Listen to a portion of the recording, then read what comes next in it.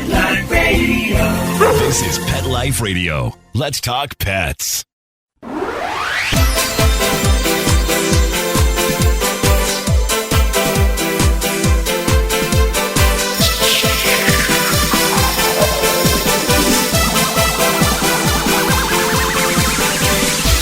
Hello, welcome to Animal Party on Pet Life Radio with me, Deb Wolf. Today we have a very special guest, first time ever.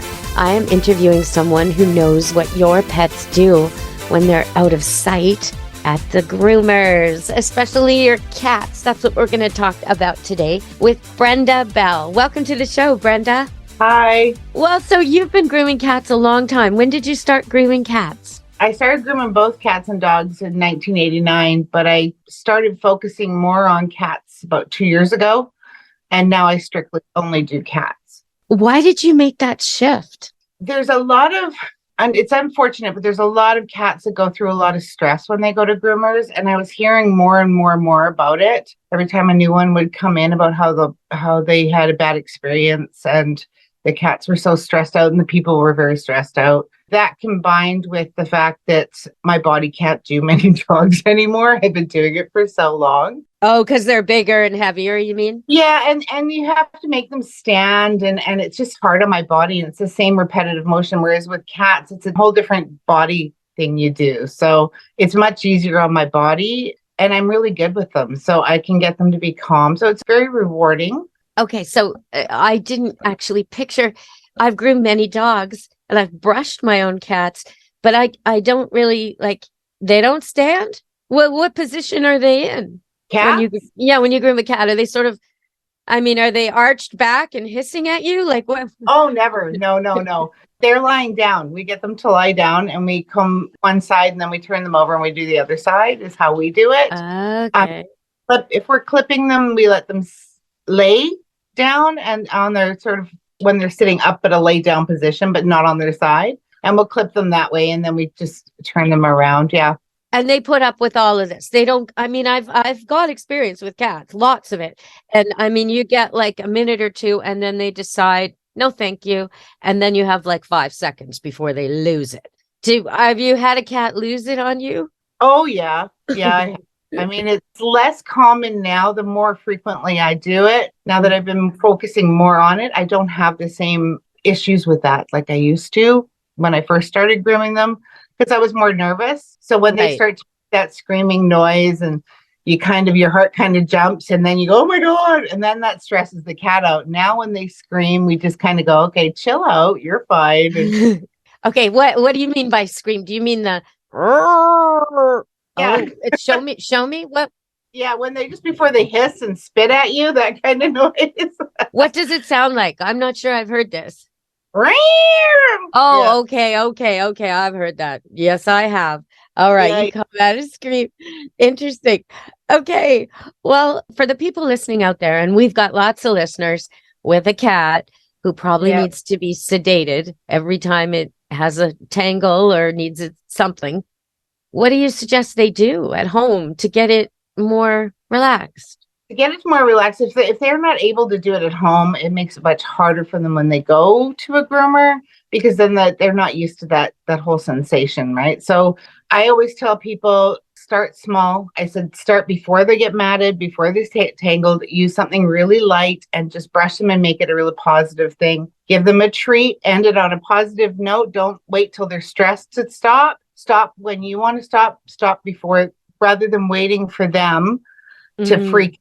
Because as soon as they do that, you've ended it on a bad note, and that's what sticks with them. So you want to have a positive memory when it's associated with them, and they're going to remember the last part of it more than they're going to remember the beginning. So you want to end it positively. So just a short little brush with a brush, give them a treat and send them on their way. And then next time they come, they're going to want it more. They're going to understand that it's positive. They get a treat, and it's not a big deal. And then you can increase the amount of time, and you don't wait till it's matted. If most people don't start brushing them until they start to get matted, and that's painful. So to yank those mats out and try and brush those mats are very, very sore. I always tell people, now picture yourself with women can really understand it, with a tight ponytail that doesn't come out for days. And then And now picture that being part of it being attached to your arm and part of it being attached to your body. And every time you move, it pulls, hurts like crazy. And when I see some of these cats with those mats, they end up being, there's bruises on their skin when we take the mats off because it hurts them so much when they pull, it bruises their skin.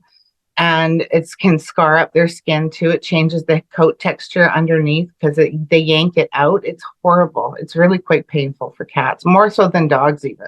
Well, and it can rip and tear the skin too, right? And then infection. Absolutely. It'll cut into their skin. I've seen it where it's cut into their paws and into their tails where it's like a gouge because it gets so tight. Mm-hmm. It just cuts off circulation. It's not good. So if you're out there right now thinking of getting a cat, I totally recommend it. And rescue a cat for sure. I mean, it's only about 16% of the cats in a shelter get adopted. So they really need you. But if you're listening to this thinking, oh my God, that's too high maintenance, I would never do all that, then don't get a long-haired cat. Please. Yeah, exactly. Get the shortest coat you can find. Not the hairless, because that's kind of special needs too. Well, they get a lot of regular grooming too. Actually, they get more regular grooming than a long-haired cat. Okay, so we're going to go to break and come back and find out why a bald cat needs more grooming than a hairy cat. Stay tuned on Animal Party, Pet Life Radio. How many of you have pets? My hand's raised. Now think about how lucky you are to have such a sweet little pet in your life, and that pet is lucky to have you too. But unfortunately, there are countless pets out there that don't have a home to call their own. However, Bob's from Skechers is trying to change that. So we developed Bob's for dogs and cats to help pets in need. With every purchase of adorable Bob's footwear or fun, stylish apparel, or even the cutest Bob's pet accessories, Skechers makes a donation to Petco Love to help save shelter pets. And with your help, we've already saved the lives of over 1 million pets and raised over $7 million. So while you're getting style and comfort with features like Skechers' famous memory foam cushioning, you're also helping to save an adorable pet in need and helping another lucky owner be connected with a future best friend and companion, because happiness is having a loving pet by your side. Find Bob's at a Skechers store, Skechers.com, select Petco locations, or wherever stylish footwear is sold. Let's Talk Pets on PetLifeRadio.com.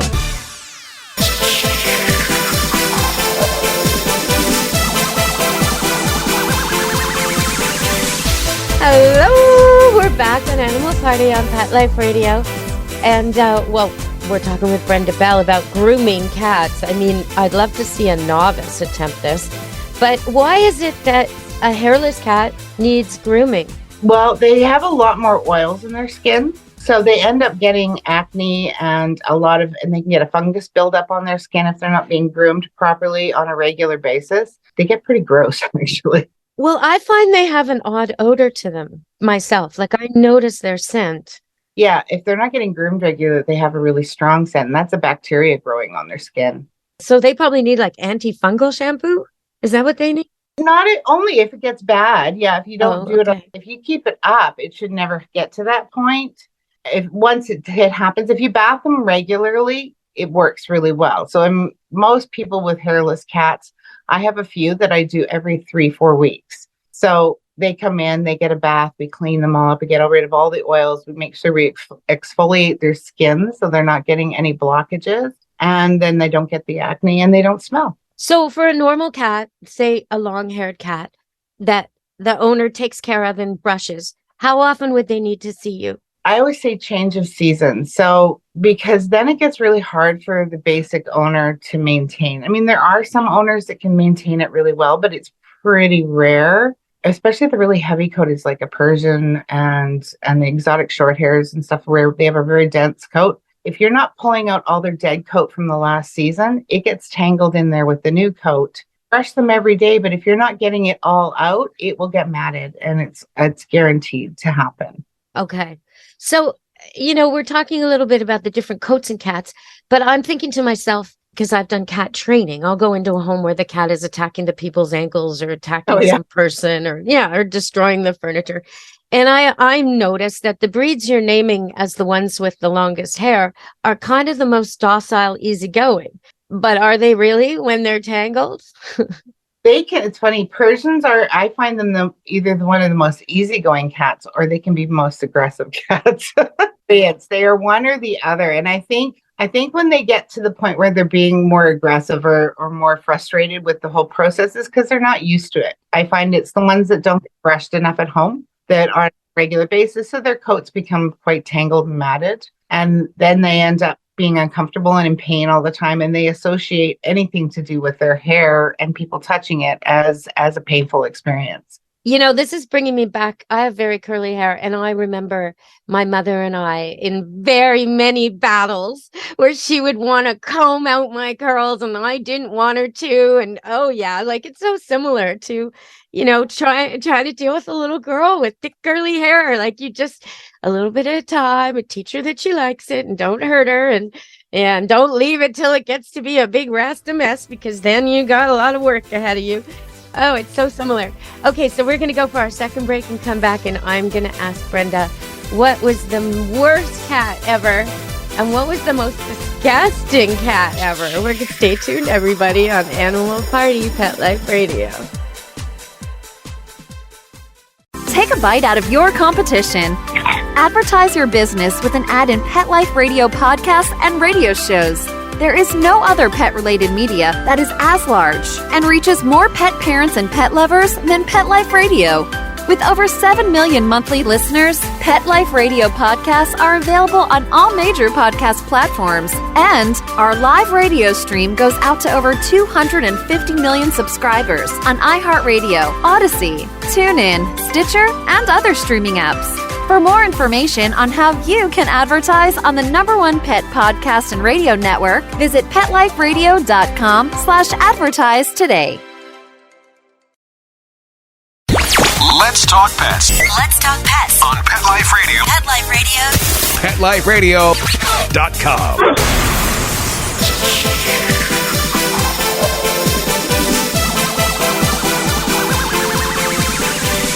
Hello, we're back on Animal Party with Pet Life Radio. Me, Deb Wolf. I'm your host today, as always, and we've got Brenda Bell talking to us about cat grooming. Okay, so here it comes. What was the most difficult, horrendous cat ever so far? So far in my career, I think, well, there's a few, but over the years there's been quite a few. We had one that was quite overweight, very overweight cat, lives with an elderly woman, and she wasn't able to maintain the coat. The cat wasn't even long haired. He's got shorter hair, but because he was so overweight, he wasn't able to groom himself. So he had the thickest, tightest mats, and underneath all that was the most awful skin. Oh, it was gagging. It was in such bad shape. And plus then he had litter caked in his feet all the way up. Oh yeah, and poo and urine and the acid of that ammonia. Ugh. And how long did this take to clean him up? 2 hours, and for a short hair, it's a really long time, because cats, I can usually have 90% of my cats are done within an hour and 10 minutes. So to spend 2 hours on one cat that's short haired, it's a big job. Okay, so I'm with you. 2 hours, yes, but an hour and 10 minutes. I mean, I can't imagine getting my cat to stay still for a half an hour of grooming. And they're nice cats, and they're short haired, and they're used to being touched, but they don't have the patience. They don't. And I have over the years, I've learned sort of different ways of keeping them calm. So when we see them starting to get agitated, or they've said they've had enough, we give them a bit of a break, and we tell them how wonderful they are. And then I put my hand on them and I take a deep breath, and then I say calm. Mm-hmm. And that makes sure that I'm staying centered and calm, and it helps them to stay calm. And you can feel them totally relax. Their muscles just start to relax again, and then we can start again. And that's how I get to do. Some of them aren't too bad. Some of them don't need it the whole time, but there's some that need quite a few little breaks like that. Wow. Okay. Well, they do pick up on our moods. They do. I mean, anybody who's ever tried to take their cat to the vet, the cat that always comes and is always underfoot is all of a sudden missing, hiding, because he figured out what you were up to. They're very tuned into us. So I could see how you calming yourself and your breath and then touching them would calm them. But I still think an hour, I don't know. I mean, I have one cat who likes cuddles so much that I think he would consider your grooming just a big, long cuddle session. He'd probably be purring the whole time. Do you have cats that purr and salivate and get all worked up and like they think that you're just their favorite person? Yeah, they do. Well, see, when we bath them, we use a really warm water, and cats love heat. So that's and then we use a really warm dryer. We dry with heat and while we're combing. So the heat at the same time, and then the calm touch. Some of them, people come in and think their cat's dead when we're working on it. Well, what about the noise though? Like a dryer is noisy. It is noisy. And same with it, because now that I'm mobile, I've got the pumps that run the water as well. That's something that takes a while for the cats to get used to. So what we do is we hold them really calmly and we turn it on away from them. And then we slowly bring it to them or them to it. And then it's much easier rather than turning it on and right on them. That'll freak them out. 100%. Yeah. Okay. So what's the most disgusting thing? Is it anal glands? Anal glands are pretty gross. Yeah. Yeah. Anal glands, I'd say, are probably the grossest thing to do, both on cats and dogs. Yeah. It's not as common in cats, but it's definitely something that needs doing on the odd cat. Yeah. Okay. So can you tell people how they would get a hold of you if they're in the Lower Mainland and they've got a cat that needs grooming? What can they do? I'm on Facebook and Instagram, and it's Brenda's Mobile Cat Grooming. So it's Brenda's Grooming Room. And then it goes, my phone number is 604-813-7877. And I'm based out of Maple Ridge. Oh, nice. Like me. Yes, where it's actually sunny today in Maple Ridge, which is fantastic. What a day. So, okay. So when a cat comes to you, what's the full groom? Like, is it a bath, brush, clip, nails, what ears? Like what, I know what a poodle gets. Is it similar? Sorry? I know what a poodle gets. What does a cat get? Oh, they come in. The first thing we do is cut their nails. And that just in case they get for us as well as for them, because their nails get so long that they curl into their pads. So it's really important we keep the nails trimmed. So we cut their nails. Then we check to make sure that there's no matting anywhere. If there's any mats, we clip the mats. We take a bump the coat out. A lot. We try not to do it. Some cats don't tolerate it before the bath because they haven't had the warmth and stuff. So it's much more pulling. It pulls on their coat more. So we'll sometimes take it out beforehand. Depends how dense the coat is. Then we put them in the tub and we give them a nice warm bath. We use a really wonderful shampoos that exfoliate, that smell amazing. And the cats, 90% of them are really good in the bathtub. They're really calm and they enjoy it. Some enjoy, most tolerate. And I still have trouble picturing this. I mean, when I've had to give a cat a bath, and it's not happened often, I wore goalie hockey pads. What are you wearing for this? Are you just wearing normal clothes? No padding, no. And I'm looking at you. You're not visibly scarred. No. You look like unmarked by these many. They're not just like scratching and clawing to get out of that water. Trying to climb right up you. No. That's amazing. If the water is, you're going to have that. We do, like I say, we don't say it never happens, but we have maybe about 1 out of 100 will try and climb over us to get out of the water, but it's pretty rare. That's amazing. Okay. Well, warm water must be doing the trick, but also you, because I've tried with warm water before and it's not always successful. Okay, well, everybody, we've been talking to Brenda Bell about grooming cats, and I'd love to invite you back on another time to do another show about grooming dogs if you're up for it. I'd love to. Oh, great. Well, thank you so much for joining us. I think the big takeaway here, people, is brush them. Brush them at home and get them used to being touched and make them comfortable so you don't have to sedate and your cat's not in a panic just because it doesn't know the brush or it doesn't like being touched. Get them used to it. I know it's funny to have a grumpy cat, but your grumpy cat should tolerate being brushed and touched by you for its own good. And thank you so much for joining us today, Brenda. Thank you for having me. It's been nice. Yeah. Okay. Well, we're both going to go out and enjoy the sun. And everybody out there in Pet Life Radio land, thank you for listening to Animal Party and be good to your animals. Let's Talk Pets every week on demand, only on PetLifeRadio.com.